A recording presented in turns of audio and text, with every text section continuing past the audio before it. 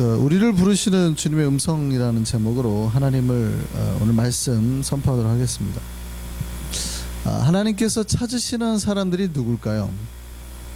예수님은 누구를 곁에 두고 싶어 하셨을까요?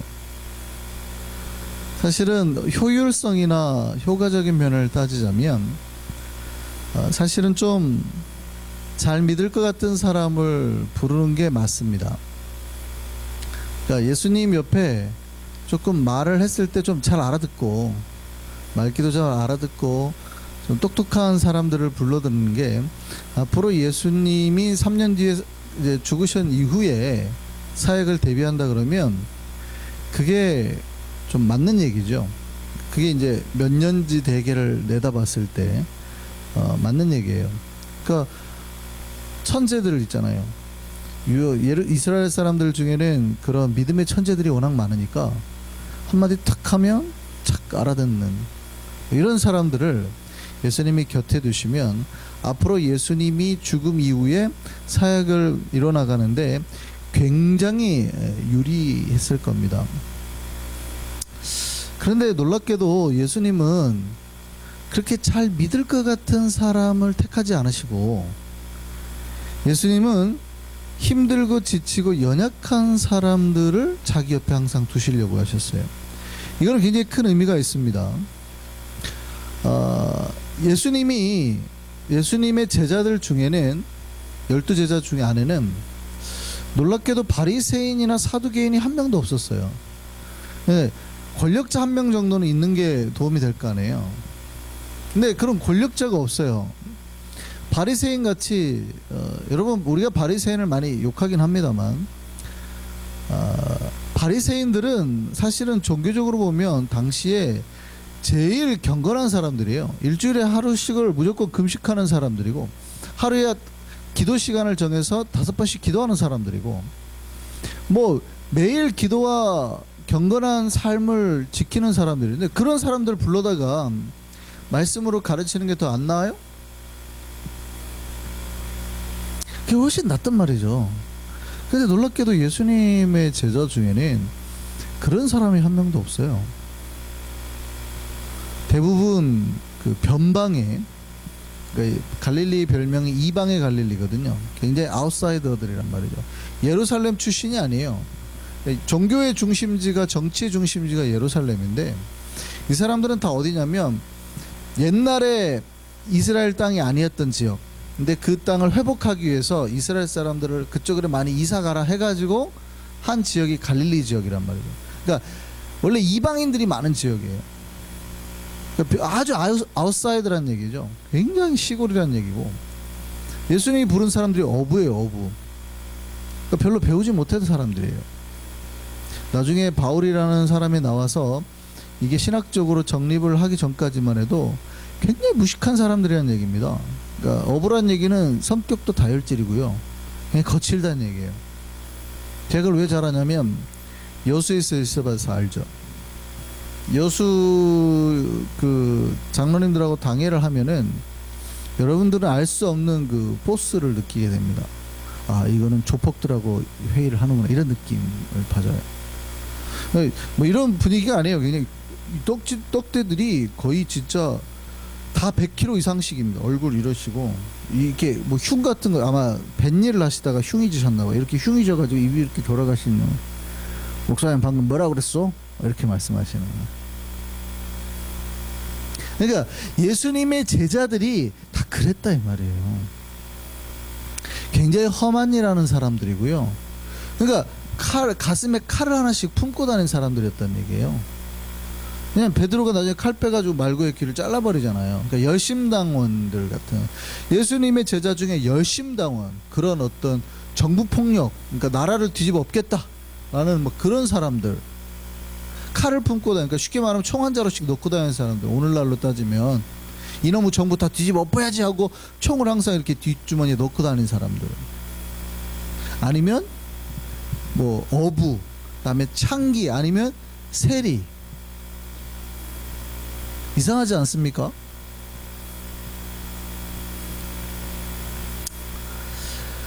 그런데 유대 사회에서는 죄인이었던 사람들, 문제 있는 사람들을 예수님은 찾아가셔서 그 사람들과 예수님은 천국에 대한 이야기를 하시고 하나님 나라를 말씀을 선포하시고 또 그들과 함께 밥을 먹으셨어요. 상기들이 뭐 몸 파는 여자들 아니에요. 세리가 뭐예요? 매국노들 아니에요. 유대 사회에서. 중요한 거예요. 오늘날의 기독교가 생각해야 될 부분이라는 겁니다. 예수님 옆에도 사실은 바리새인이나 사두개인, 뭐 지배층의 사두개인 사람들이 없었던 건 아닙니다. 예수님이 그걸 몰랐을까요? 그들과 가까이 하면 여러 가지 좋은 혜택이 있다는 건 몰랐을까요? 알았죠. 그들과 가까이 하면 돈이나 권력도 쓸 수 있어요. 교회가 좀 커지면 목사들에게 오는 유혹이 있죠. 그건 정치입니다. 교회가 조금만 크면 목사들에게 굉장히 정치를 하도록 유도를 하고 목사들도 굉장히 정치를 하고 싶어 합니다. 그런데 목회자가 정치를 직접적으로 하게 될 가능성은 굉장히 적죠. 물론 한국에는 목사가 정치를 하겠다고 뛰어들어서 뭐 기독당도 만들고 하긴 했는데 그렇게 하는 사람은 굉장히 드물고요. 대부분은 정치인들과 관계를 맺는 겁니다. 그럼으로 인해서 그들이 가지고 있는 권력과 권위를 간접적으로 누리게 되는 거죠. 그러니까 예를 들어서 평상시에 정치인들하고 이렇게 친하게 지내놓으면 교회에 어떤 문제가 생겨요. 예를 들어서 건축을 하다가 행정적으로 문제가 생겨요. 그럼 어떻게 하면 됩니까? 그럼 전화 한 통 하면 돼요. 누구 의원님, 우리 교회에 이런 문제가 있는데 이거 왜 그러죠? 그럼 그 사람이 가가지고 그 행정구청이나 이런 데 전화 한 통 하면 끝나요. 그냥. 그러니까 내가 전화해가지고 효과를 볼 수는 없지만 간접적으로 정치의 권력을 누릴 수 있단 말이죠.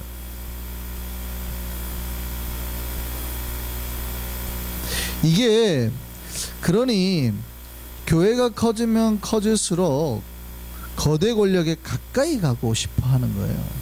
항상 그렇습니다. 그러니까 거대한 교회는 항상 정치권과 권력과 파워에 굉장히 가까이 가고 싶어 해요. 이게 그래서 항상 중세 때도 마찬가지고요. 교황권이 왜 항상 그 정치와 가까이 해요? 이게 항상 종교와 정치는 같이 가려고 그러는 거예요. 한국도 마찬가지고 개신교도 마찬가지고 로마 카톨릭도 그렇고 정교회도 그랬어요. 그러니까 정교회가 타락한 이유도 정치와 붙어가지고 타락했잖아요. 중세가 타락한 이유도 교황이 정치를 하니까 타락한 거거든요. 개신교가 오늘날에 타락을 하고 문제가 되는 이유도 교회가 커지니까 정치권들하고 자꾸 이렇게 붙으니까 타락을 하는 거예요.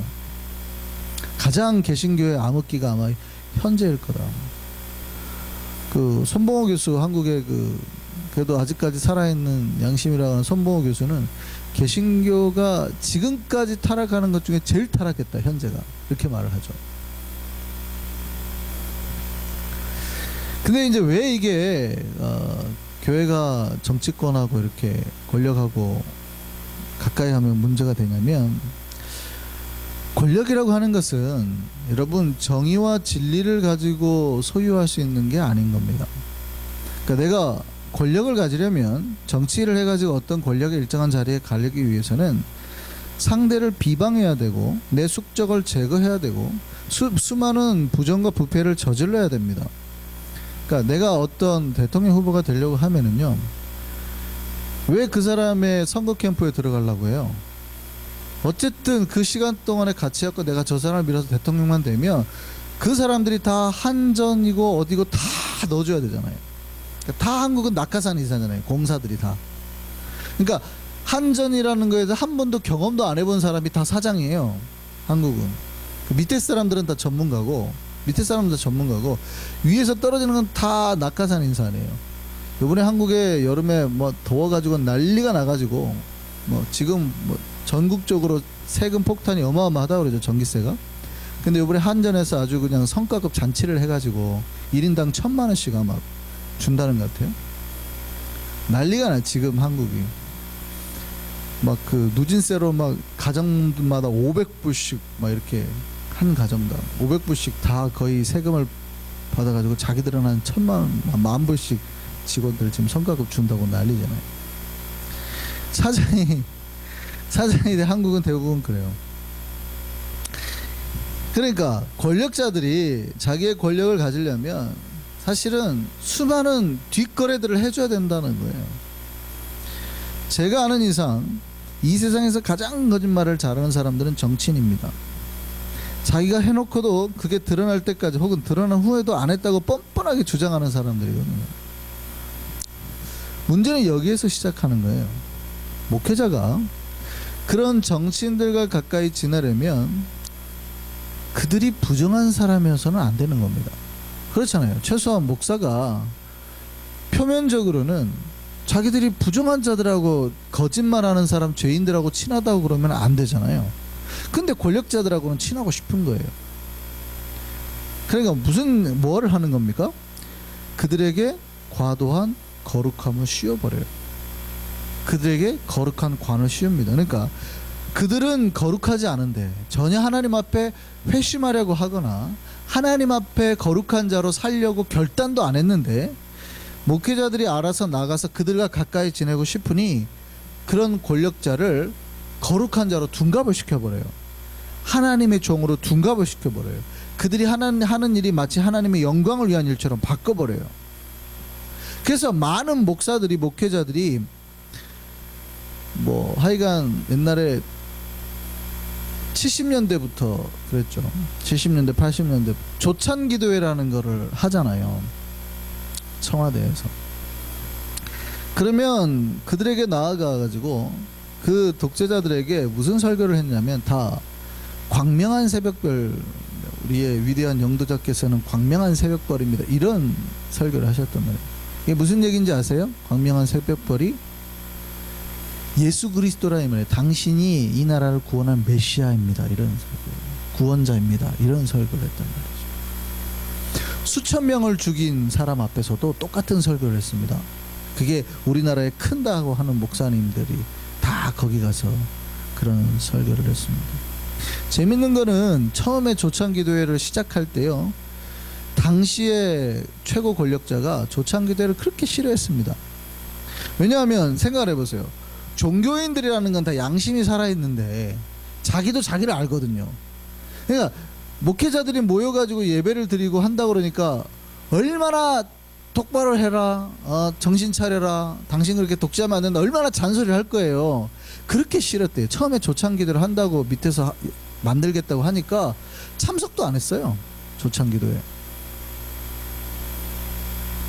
그런데 2회 때부터는요, 대통령이 조찬기도에 꼬박꼬박 참석하기 시작합니다. 왜 그런지 아세요? 1회 때 분위기를 들어보니까 이거 장난이 아니거든요.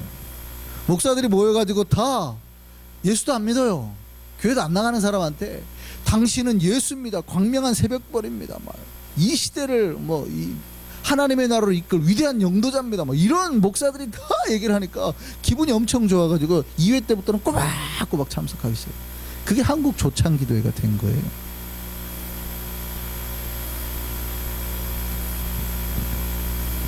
그러니 교회 권력을 자기가 마음대로 할 수 있는 자리가 됐으니 얼마나 기뻤겠어요. 중세 때 똑같은 얘기예요. 중세 때 교황과 황제가 싸우잖아요, 서로 권력을 가지겠다고. 근데 교황이 알아서 황제한테 비는 거예요. 우리 황제님은 여러분, 왜 여러분 의자가 이렇게 생긴 줄 아세요? 원래는 교회 안에 이런 의자가 없습니다. 유건사님 같으신 분은 굉장히 힘들어하셨을 수 있는데, 원래는 교회는 의자가 없고 그냥 바닥이에요, 바닥. 다 무릎 꿇고 예배를 드리거나 정교회 같은 데는 다 서서 하죠. 이게 로마 캐톨릭이 들어와서 황제가 교회에 들어오고서부터 황제를 어떻게 무릎을 꿇겠어요. 그러니까 의자를 준비했던 겁니다, 황제를 위해서.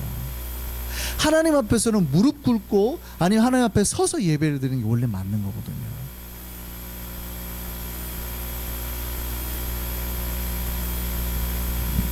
권력자가 교회에 들어오니까 생기는 현상들이었던 거예요. 놀라운 사실은 그렇게 정치인들에게 구원자나 메시아라는 호칭을 붙인 사례는요, 두 나라밖에 없어요. 독일 히틀러하고 한국. 여러분, 하일 히틀러, 하일이라는 뜻이 뭡니까? 구원자라는, 구원하옵소서라는 뜻이거든요. 하일 히틀러. 우리가 하일 히틀러 그러잖아요. 이게 구원하옵소서 히틀러. 당신이 우리의 구원자입니다. 이런 뜻이에요. 그러니까 딱 정치 독재자들한테 그 구원자라는 말을 붙인 나라가 두 나라밖에 없어요. 근데 생각해 보세요. 예수님 당시에 정치적으로 아주 민감한 시기였습니다. 예수님 당시에 정치적으로 굉장히 민감한 시기였어요. 근데 예수님 옆에도 사실은 그런 권력에 가까운 사람들이 많이 있었을 거 아니에요. 매일 성전에 나가시니까. 그러면 예수님도 그런 정치인들하고 친밀하게 지내면 좋지 않아요? 물론 예수님 옆에 당시에 그 열심히 충만한 바리새인들도 있었습니다. 그러니까 예수님을 따라다녔던 바리새인들도 분명히 있었어요. 예수님을 좋아했던 아리마대 요셉 같은 사람도 있었어요. 사내들인 공회원 중에서. 그런데도 불구하고 예수님은 그런 수많은 사람들이 있었지만 그들을 직접적으로 이렇게 잘 부르지를 않았어요. 그러니까 그런 종교인들이나 정치인들이, 바리새인들이, 성경이 왜 이렇게 바리새인을 욕하냐면, 그런 예수님을 가까이 하고 따르는 바리새인이 있었는데도 불구하고 그들이 천국에 들어갈 수 있을 거라는 얘기를 별로 안 합니다. 굉장히 독특한 의미예요, 이게. 오늘날 물론 많은 목사님들이 이렇게 가르칩니다. 무슨 얘기냐, 구원에 무슨 제한이 있냐라고 주장을 합니다. 그가 정치인이든 재벌이든 구원에는 차별이 없다. 이 말이 맞는 말입니까? 틀린 말입니까? 맞는 말이죠. 신학적으로는 맞는 말입니다. 예수 그리스도를 받아들이는데 그가 정치인이든 재벌이든 무슨 상관이 있어요? 아무런 상관이 없어요. 그들이 진짜 예수 그리스도를 받아들이기만 한다 그러면. 근데 문제는 이거예요. 그들 안에 진실한 신자가 몇 명이나 있냐는 거예요. 놀랍게도 예수님이 사두개인들이나 바리새인들한테 직접적으로 찾아가지고 복음을 전한 사례가 별로 없다니까요. 너희들에게 천국이 있다고 말한 사례가 없어요. 세례요한 같은 경우는 바리새인들이 세례를 받으러 왔더니 똑바로 회개하고 와라, 이 독사의 자식들아, 이래 버렸단 말이죠. 오히려 바리새인들이 세례를 받으러 왔을 때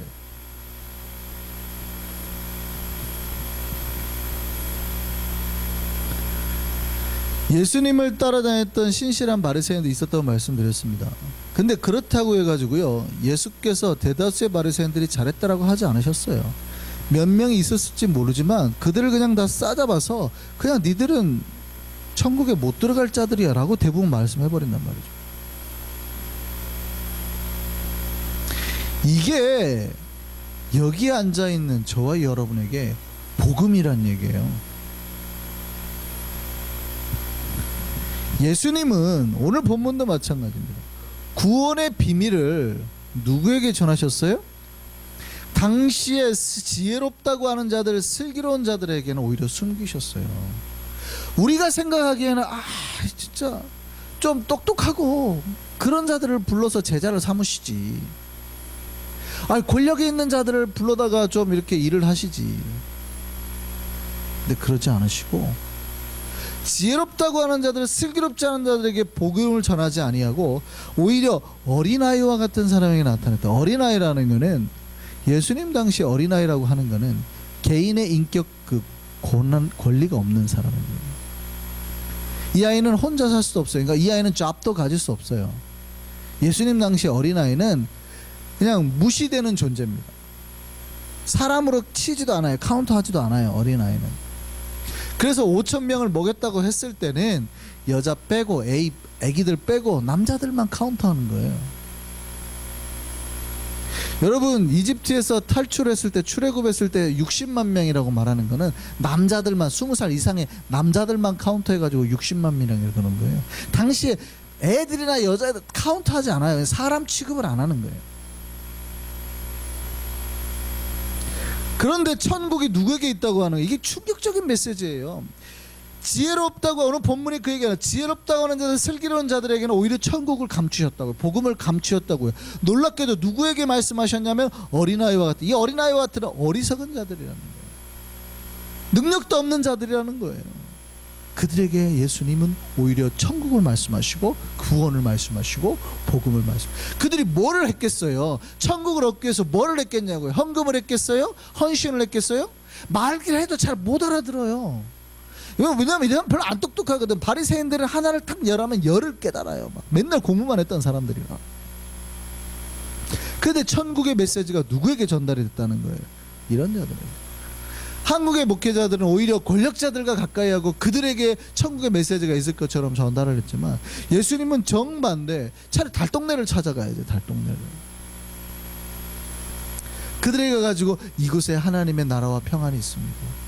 주님 앞에 나오십시오 라고 전도를 했어야죠.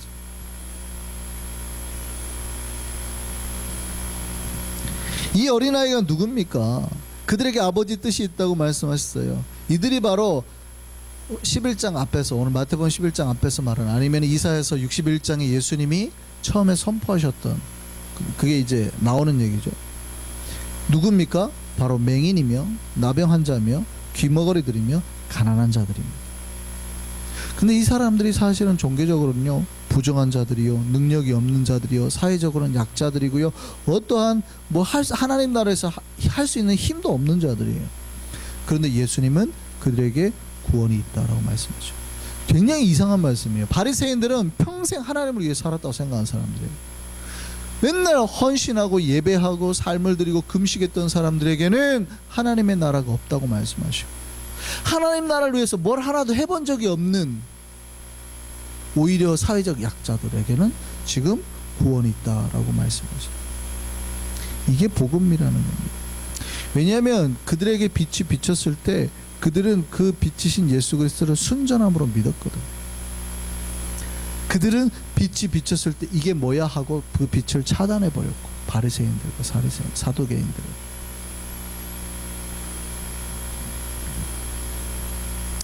오늘 본문에 28절에 수고하고 무거운 짐진 자들, 우리가 잘 아는 구절이죠. 다들 많이 암송하시는 구절일 겁니다. 수고하고 무거운 짐진 자들아 다 내게로 오라 라고 말씀하셨어요. 지금 누구에게 얘기하는 겁니까? 수고하고 삶이 무겁고 인생의 짐을 지고, 바로 앞에서 말하는 그런 사람들이에요. 다 병든 자, 약. 근데 어떻게 해요? 다 오라, 다. 당신들 다 오라, 내가 받아주겠다. 당신들 다 오라, 내가 천국 문을 열고 당신들 다 받아주겠다. 이게 우리에게 복음임을 믿으시기 바랍니다. 예. 세상의 모든 병에, 고통에, 약함에, 눌림 속에 살아가는 그 누구라 하더라도 믿음을 가지고 오면 예수님 다 받아주겠다는 거예요. 사두개인들은 지배 권력의 힘을 자랑했고 바리새인들은 율법의 권력을 자랑했지만, 구원은 그런 것에 있는 게 아니라 아무리 힘이 없고 심지어 병든 자라 하더라도, 병든 자라는 얘기는 앞으로 주님의 나라를 위해서 뭔가 할 수 있는 사람이 아니란 얘기예요.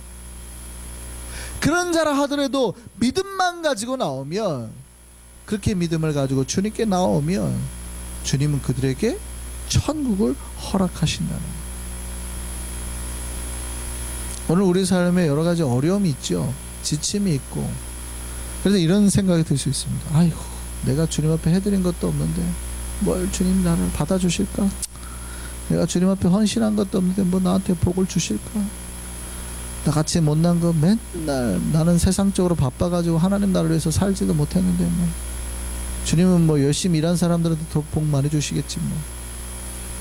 그게 아니더라는 거예요. 주님 앞에 순전함을 가지고 믿음을 가지고 나오면 주님은 그 믿음을 보시고 기뻐하시고 천국문을 여시고 받아들이고 하늘의 은혜와 복들을 내려주시더라는 거예요.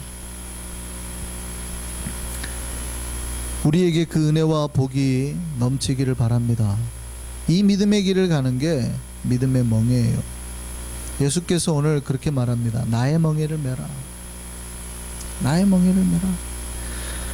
보세요. 수고하고 무거운 짐진 자들아라고 해놓고는 와가지고 멍에를 메라. 멍에라는 게 소 위에 쟁기 같은 거를 끓일 때 이렇게 씌우는 나무거든요. 그러니까 이 뒤에다 쟁기를 메고 소가 그걸 끌고 이제 가는 거예요. 이게 멍에인데 분명히 수고하고 무거운 짐진 자들아 그러더니 와가지고 내 멍에를 메고 이 쟁기 좀 끌어라 이러는 거거든요. 좀 뭔가 말이 안 맞지 않으세요? 한국적으로 생각하면은 그러는 건데 예수님이 말씀하시는 거는 이 믿음의 멍에가 오히려 가볍다는 거예요. 걱정하지 말고 와서 나의 멍에를 매. 이 멍에가 가벼워. 이 멍에는 너희를 자유하게 하고 너희를 쉬게 할 수 있는 거예요 라고 말하는 겁니다. 왜냐하면 제가 언젠가 이 멍에에 대해서 말씀을 드린 적이 있는데 한국 스타일의 멍에가 아니고 이스라엘의 멍에는 2개짜리 쌍 더블입니다. 그러니까 소 2마리가 끌도록 되어 있는 거예요. 예수님께서 말씀하시는 건 뭡니까? 와서 나의 멍에, 내가 지금 메고 있는 이 멍에 한쪽에 네가 들어와, 그 얘기입니다. 나와 함께 가자, 이 얘기입니다. 나와 함께 내가 가려고 하는 이 길 가운데 네가 들어오면 어떡합니까? 센 소가 끌어주는 거예요. 센 소가. 내가 끌어줄 테니까 너는 옆에 있기만 하면 돼, 이 얘기예요. 그러니까 예수님의 멍에가 가벼워요. 율법의 멍에는 무겁고 복음의 멍에가 가벼운 거예요. 그 멍에 메고 같이 가자고 하는 거예요. 주님이 부르시는 사람이 누굽니까? 주님은 가진 자, 권력자, 종교적인 의로 가득한 사람을 부르신 게 아니라 사실은 그냥 우리와 같은 사람을 부르세요. 병자, 약자, 아니면 과거의 죄와 여러 가지 아픔, 습관에 여전히 매여가지고 고통스러운 우리를 부르세요. 우리 안에 여전히 죄의 쓴뿌리가 남아있잖아요. 그래서 우리가 속으로 생각하기에는 나 같은 사람이 주님 앞에 받아들여질까? 걱정하지 마. 주님이 그런 사람 부르러 오셨다니까. 물론 우리는 더 나아져야 되죠. 항상 더 나은 믿음의 세계를 우리는 추구해야 되는 건 맞습니다. 그러나 현재 내 모습을 보세요. 물론 옛날보다는 좋아졌다고 하지만 여전히 죄의 모습 아닙니까? 그게 복음이에요. 그런 죄의 모습인 나를 주님은 여전히 예쁘다고 하시고 괜찮아 하고 부르시는 거예요.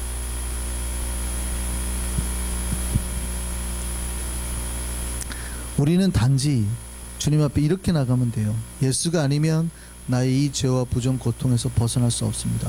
오직 주님만이 나를 자유하게 하실 수 있습니다. 그러니 내가 주님께 나갑니다. 이렇게 솔직하게 고백하며 나아가면 돼요. 그러면 주님께서 어떻게 해요? 우리를 받아주시는 거예요. 우리를 부르시는 주님의 음성이 들리기를 바랍니다. 다른 사람을 부르는 게 아니라 지금 지체하고 힘들어 있는 나를 부르시는 거예요. 그 주의 음성에 우리의 귀가 열리고 우리의 마음이 열려서 우리의 마음을 주님 앞에 드리고 주님 앞에 나아갈 수 있는 우리가 됐으면 좋겠습니다. 그리고 주의 마음을 품었으면 좋겠습니다. 주님의 마음은 온유하고 겸손하세요. 우리를 거절하지 않고 다 받으실 거예요. 나를 부르시는 주의 음성을 거절하지 않고 매일매일 매순간 받아들일 수 있는 저와 여러분 되기를 바랍니다. 복이 있는 사람과 복이 없는 사람의 특징이 있어요. 복이 있는 사람은 아주 쉬워요. 예수께서 부르실 때 네 하고 달려가는 사람이에요. 별거 아니거든요. 누구야? 라고 부르실 때 네 하고 가는 사람은 복이 있어요. 그냥 간단해요. 주님이 뒷짐에 뭐가 있다라는 거. 한번 부르면 딱 가면 그걸 받아요. 복이 없는 사람은요, 저 지금 바쁘거든요. 자기라는 사람, 오늘 이거 하루 종일 해가지고 이거 하기가 바쁘거든요. 먹고 살려면 힘들어서 복이 없어요. 왜요? 주님의 뒤에 이미 금화가 한 주머니 있는데 그거 주려고 부르시는데 바빠요. 나 먹고 살기도 바빠 죽겠는데 하고 있단 말이죠. 복이 없어요. 어떤 사람은 누가 보기에는 하루 종일 논 것 같아요.